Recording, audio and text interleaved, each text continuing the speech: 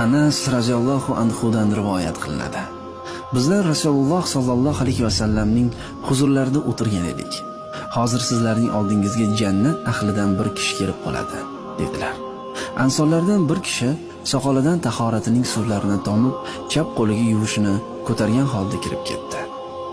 Ertasi kuni payg'ambar sallallohu alayhi vasallam yana o'sha so'zni aytdilar. Yana o'sha kishi avvalgi holida kirib keldi. Uchinchi kuni ham shu holat takrorlandi. Payg'ambar sallallohu alayhi vasallam o'rinlaridan turib ketganlardan so'ng Abdulloh ibn Amr ibn Os radhiyallohu anhu haligi ansoriyning ortidan borib, men bilan otam orasida bir narsa o'tib qoldi. Uning oldiga 3 kungacha kirmaslikka qasam ichib qo'ydim. Agar xo'p desang, 3 kunni seni uyingda o'tkazsam, dedi. Mayli, dedi ansoriy. Anas radhiyallohu anhu aytadi. Abdulloh aytib yurar edi. U bilan birga o'sha kuni o'sha 3 kechani o'tkazdim. Kechalari bomdod namoziga turgancha boshqa hech bir o'rnidan turganini ko'rmadim. Faqat ko'rpasini yopinsa yoki bir yon boshga ag'darilsa, yaxshilikdan boshqa so'z aytganini eshitmadim, deydi Abdulloh. 3 kecha o'tib bo'ldi.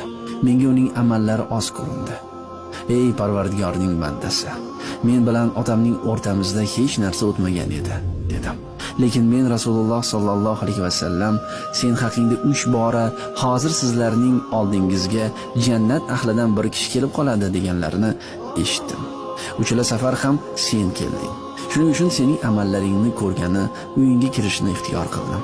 Ammo sendan biror katta amal sodir bo'lganligini ko'rmadim.